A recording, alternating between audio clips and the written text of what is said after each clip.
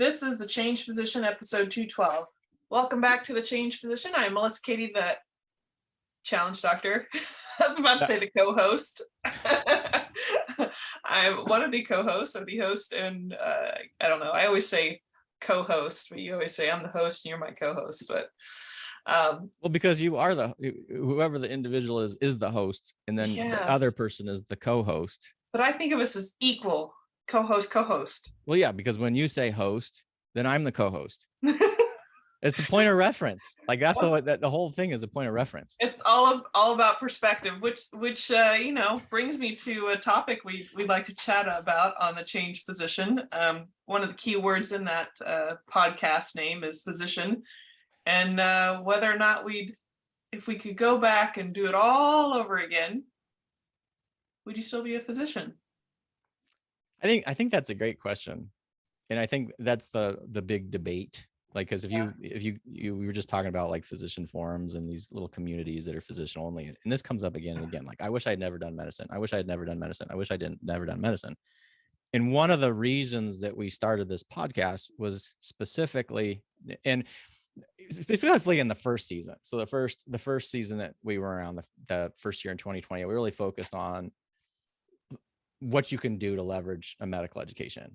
But I don't think we ever necessarily addressed whether or not you would, if you could go back in time, if you had the magical time machine, knowing what you know now, would you go into medicine? And I have asked myself that many, many, many times. And the answer that I've given myself every single time is absolutely. Yeah. Absolutely. And that may seem weird because I'm a subspecialist by training. So interventional pain, I don't do interventional pain. I've actively chosen to make less money in order to be very congruent in my values and beliefs. And people will say, well, why would you do that? And then you spend all this money or you had this commitment with the Navy because they spent money on you. And yet you're not necessarily doing the stuff you were trained to do anymore. Like I don't do interventional pain anymore. Wasn't that a waste? Why didn't you go into investment banking or one of these other careers that people come out making a lot of money? Like one of the other ones I'm actually trying to get my kids into is software engineers. And off topic, I mean, some of these people are making a lot of money working. I mean, a lot of them work hard, but a lot of them work a lot less than certainly a full-time physician with in-house calls making. But I would definitely go back, and I'll explain all the reasons why, or because as I said, I've thought about this, but what was your opinion there, Melissa? Like, what would you do? I always say that, yes, I would still have wanted to take that path. I just wouldn't want to have to repeat the path twice. You mean to go through the process again? Well, yeah. And that's like trauma, right? So post-traumatic growth. I mean, literally, right? Yeah. Because they're in post-traumatic growth is the idea that surviving trauma, you come out better than you were. But what is it should never be implied in that statement, or what some people like kind of build into it, and then they get in these semantic arguments, is this idea that you want the trauma, right? No, you've learned from it, you're a better person from it, but you wouldn't necessarily inflict anybody on that. And that's kind of a horrible thing to say about medical education being inflicting anything. But it is super freaking hard. It's stressful. Like, when you see, again, you kind of see these posts by residents and things, and they're like, oh my God, this is so awful. I want to quit. And I think it's a horrible time. Like, residency is hard. If you were in a malignant program and there's absolute abuse, and maybe your mental health is at such risk that you are having some really, really dark thoughts, that's a whole different spectrum, and those exist. Yeah. But in general, residency is hard. Mm-hmm. It should be hard. If your residency is easy, that would concern me. Mm-hmm. My residencies were in no way, I did internship. I did transitional year internship at one hospital. I did my residency at University of Chicago, and I did a fellowship at University of Michigan. None of them were malignant, and there was definitely more, I would say, difficult programs, but none of them were easy. Like, none of them were cakewalks. Correct. And you don't want that. Like, as a physician, you really don't want a cakewalk. No. That's concerning to me.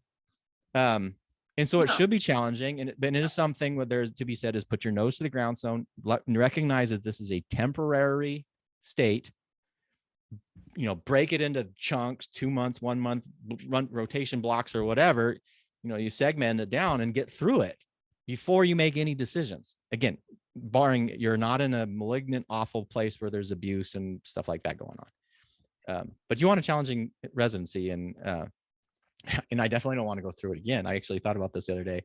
But at the same token, I'm glad I did. I'm not glad I went where I went. I'm glad I had the training that I have, and I wouldn't go back. And I don't regret it. Period. Yeah, I have to say that so I had a kind of a unique, you only required, for those listening that don't know how this is set up, for anesthesiology, you do, if it's not incorporated into the program, which could be a 4-year anesthesia program, a lot of times these 3-year anesthesia programs have a 1-year, required rotating internship or some kind of internship that qualifies. And because I was still trying to figure out and make my mind up on what I was going to do when I grow up, I did general surgery as a year, which would have counted, but I ended up doing another internship as an internal medicine intern in a categorical spot, meaning I could have finished out the internal medicine residency at a different hospital. So I did 2 internships, so I didn't have to pay back loans. So 2 internships, which is like glutton for punishment. I would say that the general surgery, 120 plus hours a week, when we went to 80 hours, which was really difficult to get to the 80 hours. I'm really grateful that I had my health, because I tested it like nobody's business. It is definitely not a wellness adventure, going through your, postgraduate, post-medical school training. But like you said, it has to be challenging enough to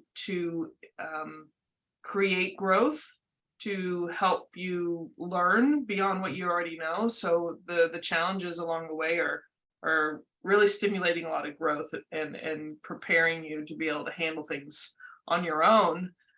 So as I say, like the learning curve, when you hear about that in life, there's learning curves with every month that you go through in any of your postgraduate training. For the most part, I wouldn't say anything that I did was a cakewalk either. And that's why I said, I'm just glad I had all that energy to do it. I think that's part of it too. And I think there's also ignorance. Like you just don't know. Yeah, you just start walking in and you're just like, you can't get out of the tunnel till you get out the end or you turn around. Like there's well, then we had our first child at the end of internship. So 9 months into internship, we had our first child. This was not exactly a planned thing. We were expecting to have difficulties, and ended up we did not have any difficulties conceiving. Right. Shock. That was hard. And then we had the second 2 years later. So my wife's 3rd year and my 2nd year anesthesia, we had another child. That was really hard. When I was finishing my 4th year and my wife had finished, and we're trying to figure out what so I was going to go do fellowship, but we still had a year. And so she ended up doing urgent care in a small urgent care where she basically did every other weekend and every like Monday, Wednesday, Friday, every other weekend. So I had to organize my call schedule because I had in-house calls, anesthesia on the days that she was not working. We barely saw each other for like a year. So, I mean, and it wasn't, we weren't thinking about anything other than how do we survive this? Survival, that's what I was going to say. Yeah. And you're like, okay, this is this thing that you do, because this is what we need to do for childcare. And I'm glad we didn't sit down and really think about it, because then we just did it, Yeah. And I'm not here glorifying the fact that that the trauma that you undergo as a physician in training is necessarily right. And I'm not looking at it as a way, and I'm not stating that it's something like, so I was always in a fraternity. It's like, well, I went through it and I'm going to make it harder for everybody else. Like this, what do we call that stuff? What's Hell Week called? Initiation. Where I'm not saying it's not because of it's an initiation. The fact of the matter is, being a physician requires you have a broad spectrum of knowledge. There's knowledge that you learn from a book, and there's knowledge that you learn from experience. Experiential learning, the stuff that you actually ideally you have some knowledge of it from the book, and then you see it and you experience it, and then you have that practice specific knowledge. That's ideal. Right. I mean, without a doubt. And if you have, and you want to be in an institution where you see a lot of stuff, because if you don't see a lot of stuff, that knowledge fades away, and it becomes more difficult to recognize, and and it becomes much more scary as an attending to deal with, because you haven't seen it. So you want to, and so tough cases go to the tough institutions. If they're tertiary care centers, they see the gamut. They have multiple specialties, et cetera. And so you want to be at something that's doing a lot of high volume, just so that you get exposure to stuff. I mean, and and people like, and it's hard. Like it is really hard, but the knowledge that you gain is incredible, and it defines the difference in who you see. That's not the topic for this, but there's a difference between how physicians are taught and everybody else is taught. And I will tell you very clearly, having reviewed hundreds of charts now, that people who have been through things and see lots of stuff recognize badness when it doesn't necessarily look like badness, and people who don't miss it, period. Yeah. Interesting. When you say that, are you saying like physicians and like physician extenders, or just physicians? I would say, mid-levels or physician extenders or whatever. There's a reason that we have that our training is so much longer. I also practiced in an institution in the Navy where we did both, where we had CRNAs in the anesthesia program, and they were kind of run by that. And when you have someone go into a program that comes out and is quote unquote a full staff clinician, but the people that they had started at the same time are still only CA3s or CA2s, you can't tell me that there's a difference there, right? You simply just can't. And this is not to say someone is better or not, but it's simply to recognize that there is a difference in education. Yeah. Now, returning this onto the concept of, would I do it again? Yes, because healthcare is like it's a bunch of sheep going to the wolves. And knowing what we know and the knowledge that we have provides an information that I am so grateful for on a day-to-day basis, because I know what people are talking about and I know what's out there. Yeah. And maybe I'm a little skeptical person, but it's freaking scary. Like the stuff that's scary. I mean, it is scary what's happening in healthcare. And one of the big reasons is because humans are so resilient that they tolerate lots of bad things. And so people get the assumption that healthcare is easy. Primary care is a prime example of this. We devalue primary care in this country so much. And we think, well, anybody can do it. BS. A great primary care doc has such a great spectrum of knowledge. It's harder than specialty care because it is so broad. Yeah. And your primary care doctor may be seeing 19 patients in a day and everything's fine, chicken soup and whatever's good. But there's one person who that chicken soup or whatever is not the right thing. They need something else, and they can hone in on it.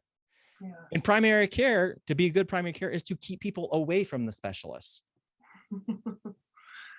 Yeah. A lot of times those are wolves, right? Because we are incentivized to do in healthcare. And if you send people out to someone else whose incentive is to do something, they will try to find something to do, not because they're horrible people, but because that's what they're trained to do. Yeah. So, yeah. I am grateful. Like I could quit and not do anything medically related for the rest of my life, and I would still be grateful to the knowledge that I have. Yeah. Well, that points out just the impact on when you become a physician. When you're from the inside, you have a better way of navigating that field. And so I feel like whether it's for myself, for my family, for my friends, it's hard enough for us to navigate, and we kind of know how to navigate. I can't even fathom being the outsider, the patient, the consumer that has no concept of how things work. Just the mere fact that some patients go and kill a physician for a bill that that physician never saw. Like even just how things are constructed around the insurance world or other things, like you don't even know who to go to, who the right person is, you know, like if you don't have a concept of how this system works. Or So what's appropriate or not, right? So people are getting mad and demanding things and tests that are completely inappropriate, yeah, that are actually harmful to them. yeah. But because there's such distrust and they don't have the knowledge, they don't believe you when you say it. You Or know, the drugs themselves alter or their perception. I mean, I mean, it's crazy. Now, granted, we're also, I mean, this is domain specific knowledge we're talking about, right? And so anybody who has domain specific knowledge more than likely is going to feel like, I'm really glad I have this because I know it and I know more and I know how to navigate this stuff. I had a good friend who actually made my wife's wedding ring. He was a jeweler, and he said, you don't ever want to pay retail and like jewelry and healthcare and something like law, right? Meaning you want to have friends or know it yourself, because then you'll never get taken advantage of. Yeah, And that could be said about anything. I'm like thinking about the trades, like someone who's an electrician is going to be glad that they know everything, you know, what they know as an electrician, because if something breaks in your house, they can fix it and you're not going to necessarily be taken advantage of. yeah, That being said, there are some things that are so fundamental to who you are, your health being one of them, that everybody should have a modicum of health knowledge. But for us, and for any physician or who's kind of struggling and going, why did I do this?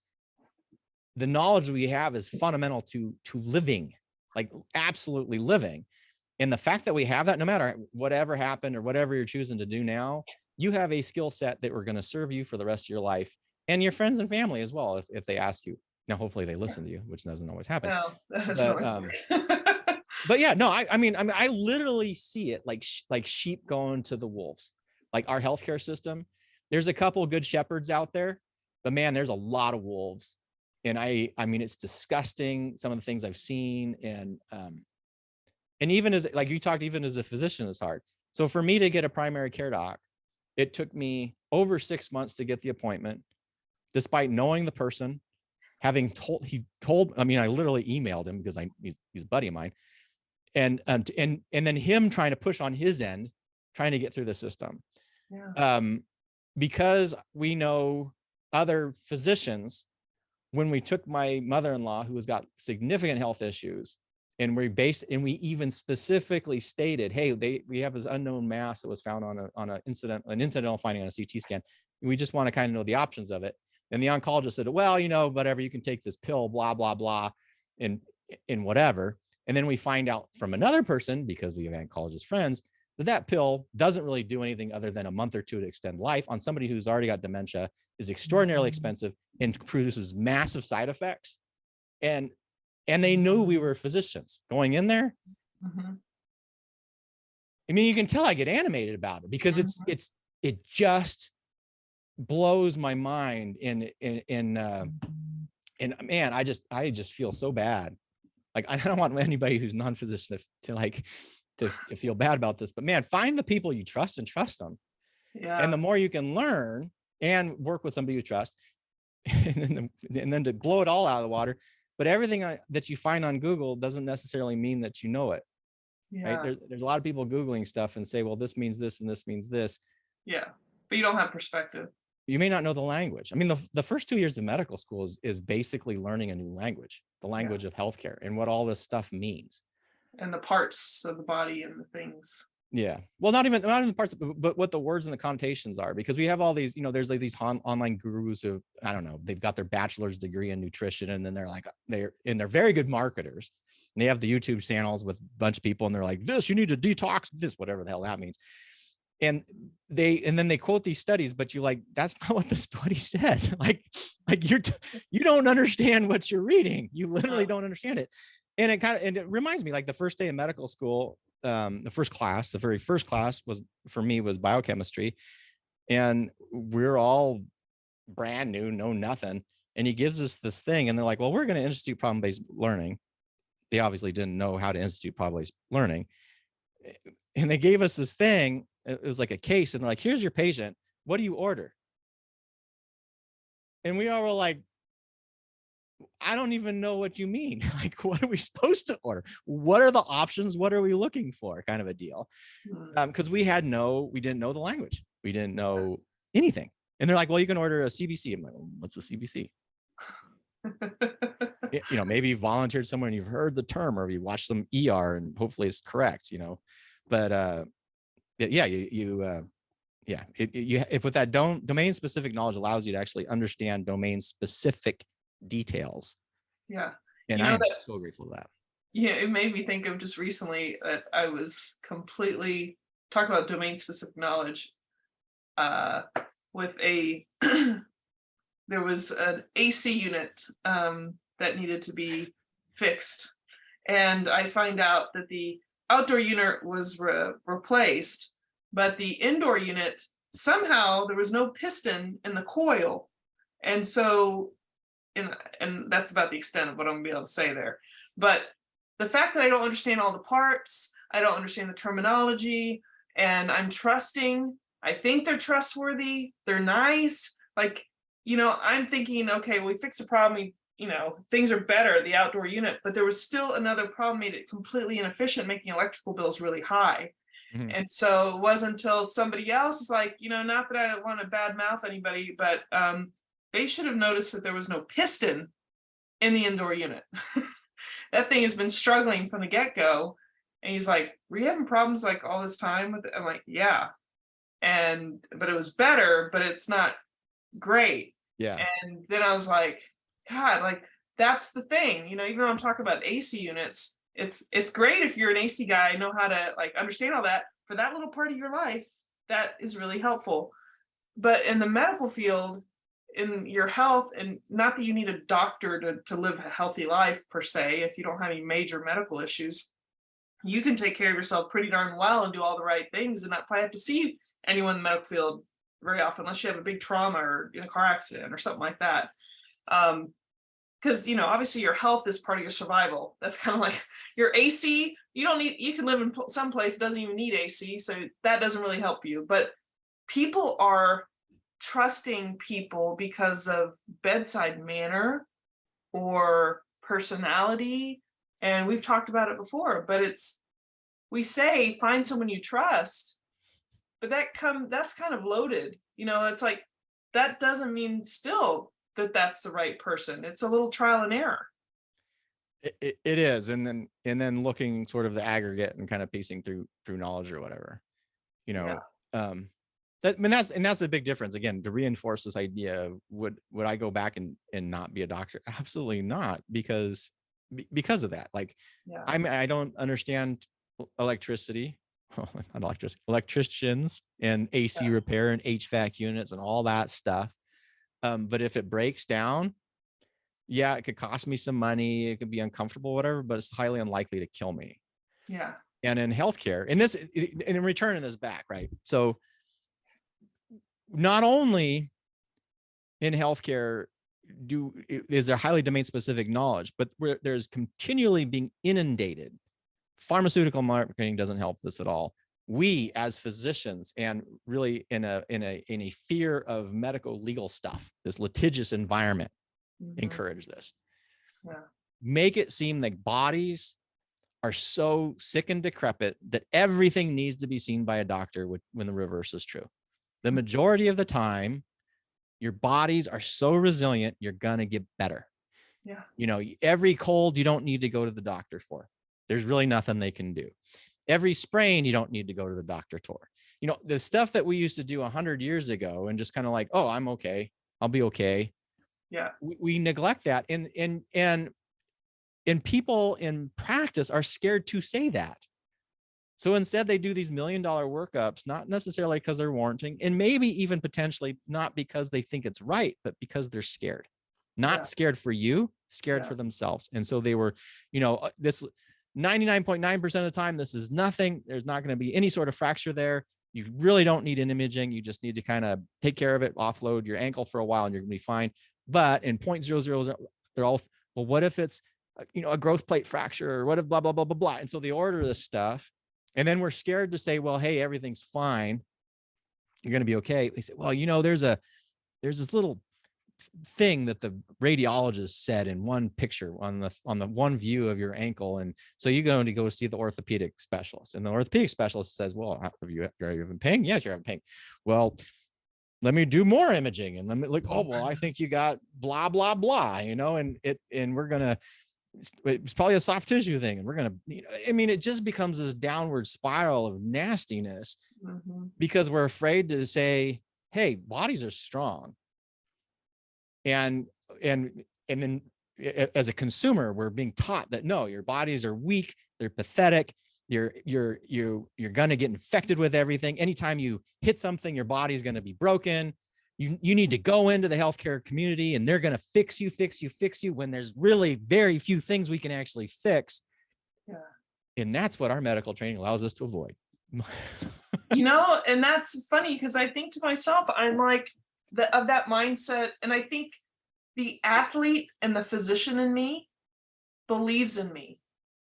And what I mean by that is that it believes that I have the capacity to change, to heal, to basically be pretty darn healthy, unless there's something overtly obvious, which your training helps you recognize maybe some underlying things that might be progressing that you need to maybe get checked on.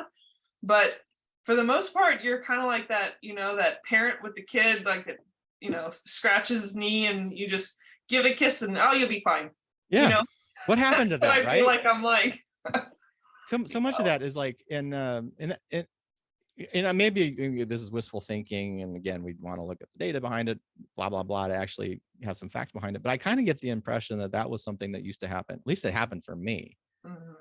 And again, people are super resilient and kids are super resilient. Oh, I guess even physicians fall for this. Again, talking about these physician communities, people like post all this stuff. My kid did this, this, and this, and they're running around and they're happy and they're smiling, but should I take them into the emergency room? No, you shouldn't. Like I know it, and that's the part that, so even physicians fall into this stuff. Like they believe the hype about us, and then some people become so untrustworthy of human bodies. Yeah. But we got extremes of both. And I'd say extremes of both. For this episode and how we're talking about, will we do it all over again? I'd say, absolutely. And I think every physician's different, and we're talking about the spectrum. Some people overly rely on medicine, and then there's some that have had one bad experience and completely shun the whole thing and then go off to these other realms, and whether there's science or anything proven behind it. But I think the beauty of what we get through training is that if we can step back and not get caught in this little tunnel vision that some physicians do get into for whatever reason, CYA and cover yourself, all that stuff, litigious kind of things. I mean, if you can step back, you kind of see things, I think, a little bit better for what they are. And like there are a lot of things out there, but if you believe that the body has the capacity to heal, and you understand things and what are being presented to you, and like, this doesn't make sense, or this is being a little oversold, or I think all of those things, it creates a perspective that you can utilize in your own life, whether it's as you as a patient or someone you care and love about, or if you're still taking care of patients. Obviously, that kind of perspective and experience over a lifetime, I don't see how you could see it's invaluable unless you're focused on the pain of your routine and your job and your environment, and you hate it and you can't get yourself out of that hole and you can't see that perspective. All you're thinking is, I want the hell out. And so I can see how sometimes people say, I wouldn't do it. I wouldn't do it again because I'm in a place of pain. What do you think about that? I think two things. Number one is like, so you're saying basically that being a physician provides you an awareness of health and healthcare? Yeah. Oh, that's a theme. Fascinating. And the second part is an excellent point to bring up. And I think that is, that definitely is something to pull out, is the fact that when you are undergoing that trauma, or anytime you're under that amount of distress, you can't think clearly. Your vision narrows like this, right? You're only trying to basically survive. And so I could see why people would say that. I don't want, I totally regret this. This was a horrible thing to do. And if you are one of those people, hey, you know, if you're just going through a challenging residency or challenging training, you're going to get through it. Just literally focus on what you need to do on the day to day, but just recognize that you don't want to make big decisions in that place of distress. That's not a, you know, you don't, everything's horrible, I'm going to quit residency is not the answer necessarily. That is not a big, don't make life-changing choices when you're under high amounts of distress. Yeah. Yeah. And take that training, you know, package it in a way, or repackage it, or remodel your life utilizing what you've taken from those years of training, and kind of repurpose it if you have to, whether it's within medicine or not. And I think that's the beauty of like what our podcast, we reveal a lot of people that have stayed in medicine, you know, 1 foot in medicine, out of medicine, you know, in or out of medicine. You can take that and take the best of it to use and to actually be able to step back and appreciate whatever trauma, if you want to call it trauma or not, and how beneficial it can be in your life. So any last comments before you take us out? No, other than I am so glad I went through medical school, and I'm so glad I did residency training and fellowship training. And I literally appreciate it almost every single day. I'm almost aware of it every single day and saying, man, I'm so glad. I'm really pleased to do this. And yeah, so I think if you are questioning that, just kind of step back and say, well, at least for just your own health, are you appreciative of it? Yeah. So agreed. That's it. Okay. Well, take us out. Yeah. All right. Well, thank you all for this episode of the Change Physician podcast, where we talked about, you know, would you go back and do it again? Or knowing what you know now, would you have done medicine? And I think the overall answer is yes. And we described many, many reasons why. If you are interested in learning more about the community, you can go join us at thechangephysician.com, or you can contact me directly at drkevin@thechangephysician.com. And until next time, stay well. Take care.